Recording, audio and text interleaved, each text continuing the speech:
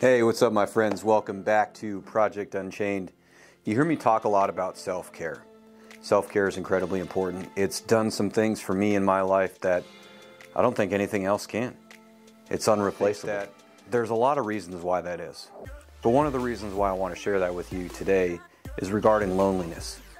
Loneliness sucks, to be perfectly honest. It's a horrible place to be, and it's not a fun experience to be in that state of loneliness.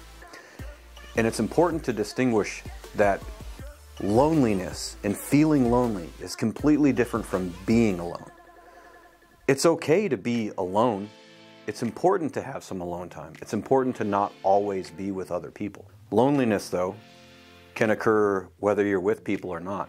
Two of the loneliest time periods of my life. One, obviously, at age 12, when I wanted to take my life, that was a very lonely time period for me.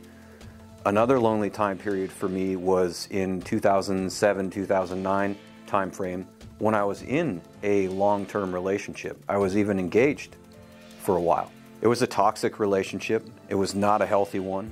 Both of us were coming to the table expressing our pain and hurt. It was not good. And I was very lonely during that time period. And while I was very lonely during that time period, it's interesting to reflect back on that time period now that I've gone on a lot of this healing journey and done a lot of the self-care. That's given me a different perspective on a lot of that stuff and really allows me to realize that idea again of you can be lonely and feel really lonely while also still being with somebody. It has nothing to do with the people around you and everything to do with yourself. And that's why self-care can be so beneficial, is it is yourself. It is having that regard and well-being for yourself. So one of the things to think about with that is if loneliness is self, then it's created. And that can be a really hard thing to connect with. That can be a really scary thing to connect with, is the idea of it being created and it coming from the self. That means I was the primary contributor to my own loneliness. Let me say that again. I was the primary contributor to my own loneliness. Different behaviors that I had contributed to that loneliness. So if that loneliness is something that I created, something that I contributed to through my actions and behaviors, what does that really mean? What does that look like? Loneliness is dishonored action. It is action that is not honoring yourself. When you are seeking attention and you are seeking approval from other people, there's two things within that. It's not honoring the other person, and it's not honoring yourself. And the reason why it's not honoring is because it's not from a place of authenticity. It's not from a place of truth. It's not from a place of giving, and it's not from a place of honoring yourself and acting and behaving in ways that you really want to. You're acting in a way that is doing something in the hopes that that other person will like and approve you for whatever it is. But there would be approving the behavior, not you. And there's a big difference there. And when we seek that approval, when we do things hoping that other people will like us and hoping that other people will validate us, there's a couple of things that happen there. One, maybe that validation doesn't come. Two, it is unsustainable. All external validation is not sustainable. So in that act of dishonoring ourselves and also not honoring other people, we feel really lonely. We're putting this effort in that doesn't work and doesn't honor the person and doesn't honor ourselves. It's not what we really want to be doing. And that's a massive contributor to that feeling of loneliness. And that sucks. I don't ever want to feel that again.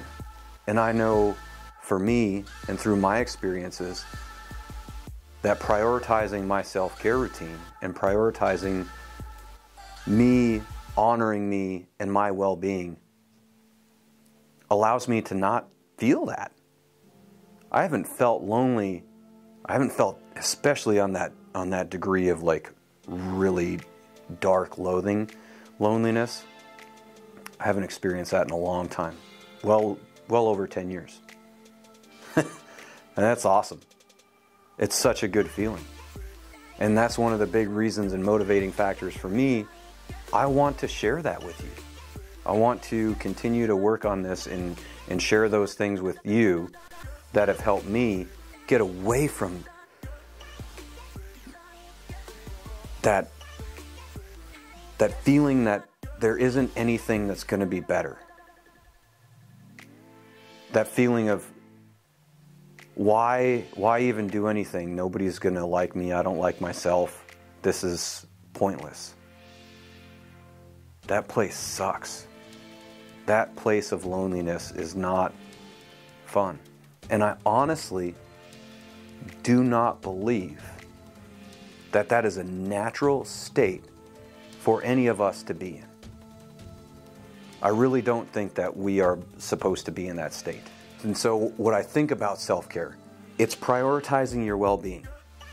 And when I think about well-being, there's three main areas of well-being that we need to prioritize and take care of.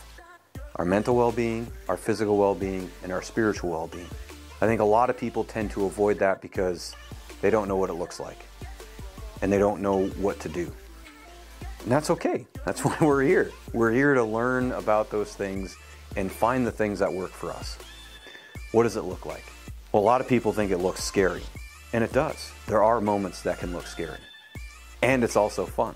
There are also a lot of fun times where self-care is completely fun. Snowboarding. Snowboarding for me is a big thing. I absolutely love snowboarding. It does things for me that nothing else, no other activities I have found do this for me, where I can go out on my snowboard and my mind shuts off. It is completely blank. When I'm riding down the mountain, it is just an extension. I just react. I don't have to think. And that can be a nice break and a nice escape for somebody who tends to be an overthinker like I can be. And that's a ton of fun. And it helps my mental well-being and my physical well-being. That's fantastic. I get a dual benefit from that. Where it's scary is that responsibility aspect. How am I contributing to my feelings of loneliness? How am I contributing to my state of loneliness? A lot of people avoid that scary stuff. And it doesn't always have to be scary, but we cannot avoid those things.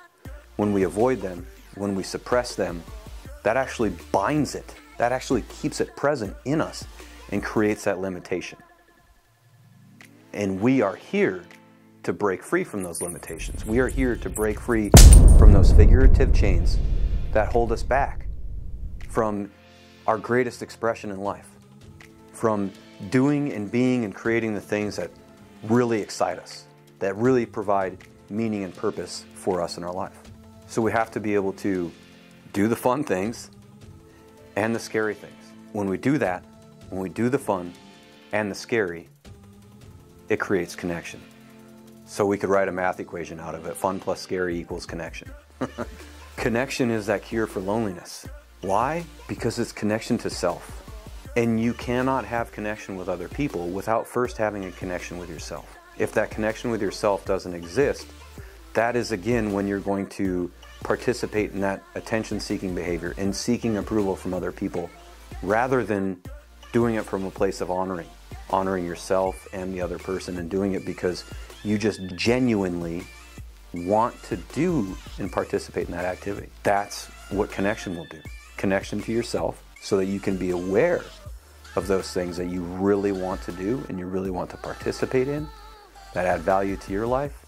And then you do that for other people and with other people because you want to. And that's going to be honoring to both yourself and the other person involved through that connection to yourself. So I want you to address some of that scary stuff. I want to challenge you to lean into some of those scary things and get the journal out and ask yourself some of that stuff, some of those questions.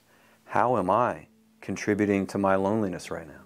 How am I contributing to my pain and suffering right now? When we can connect with that, we can create a shift towards participating in a different way, towards participating from a place of creating connection and honoring ourselves and the other person involved. When we create that connection dissolves that loneliness. Look, I get it. Some of this stuff is scary. It's okay. Scary stuff is okay. What's not okay is that we continue to avoid and suppress that scary stuff. All that does is contribute to loneliness. I want to contribute to connection, to myself, to you, and helping you connect to yourself. Please like this video, subscribe to the channel.